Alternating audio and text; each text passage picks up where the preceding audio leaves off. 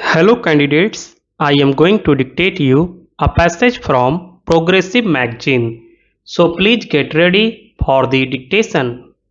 The dictation will start after 15 seconds.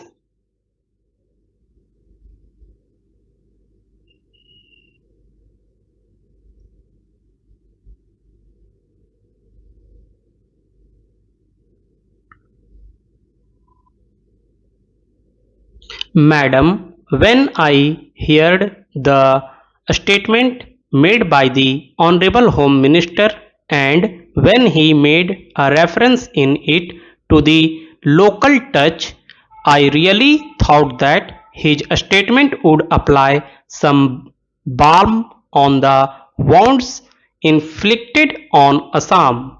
However, it is my misfortune to be reminded by his statement of a similar statement made by Mr. Maxwell about 40 years ago. In that statement, the colonial administrators has placed all the blame for whatever had happened on the leaders of the nationalist movement who were fighting for the independence of the country. At that time, the colonial administrators did not want to discuss the pros and cons. They only wanted that suppression should be let loose, and thereafter there will only be apologists who will say that suppression was the only thing that was necessary and that was required.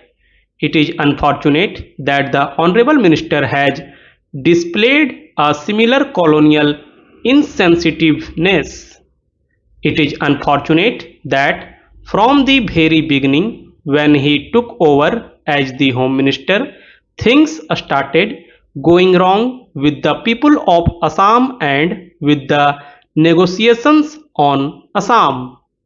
You would kindly recall that immediately after the talks were ended in November, this colonial administrative and bureaucratic attitude showed itself and the leaders of the movement were arrested. This is the scale or the magnitude of the folly that has been perpetrated on Assam.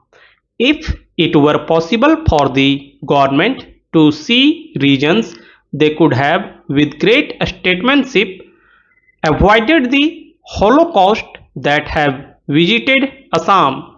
The Honorable Leader of the House has referred to the question of constitutional amendment. I would simply ask whether a constitutional amendment was not possible. After all, Madam, President's rule has to come to an end on 18th March, and that is 1 month away. It was possible with the support of the various political parties which had said that they would be supporting a constitutional amendment, and it would have been possible to adopt such an amendment during this 1 month, during this 1 week. I do not know why this eventuality never occurred to the leader of the house or to his government. The Honorable Home Minister has said in his statement that the prolonged agitation in Assam has generated an atmosphere of bitterness and distrust and distributed harmony amongst different sections and groups. I do not agree with the statement at all. My friend talked of democracy and ballot. He said that the ballot was free. This was an election in which ballot was unfree but button was free, blow was free, bayonet was free, bullet was free, but ballot was not free. This was an election in which the people would not vote, but if they did not want to vote, they were being forced to vote, and it was an election conducted entirely by the CRPF and BSF. I can say on authority that at various places the BSF Jawans were being given training to serve as polling personnel, and in a large number of cases the CRPF and BSF personnel acted as civilian personnel to discharge duties of polling officers. That was the kind of election which has been arranged in Assam.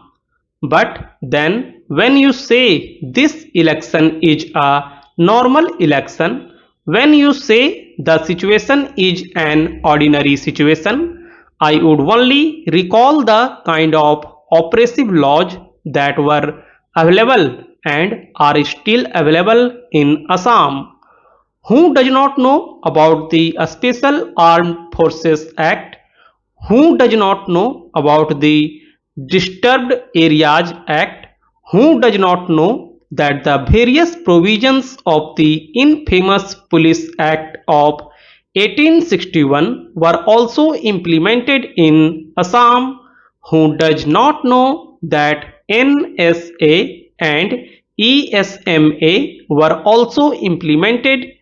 Who does not know that there was the executive magistrate's orders by which anybody who was an executive magistrate would be discharging the duties of a judicial magistrate, so that the independence of the judiciary was given the go by, and does not know that any person could be given the responsibility of acting as a police officer or police personnel, and if he or she says no, I won't do it, he or she would be fined or sentenced otherwise. And there was press censorship. On the one hand, you have all these oppressive laws, and on the other, you also promulgated Section 144 all over Assam, and no meeting can be held without the permission of the authorities, and the authorities would not permit it.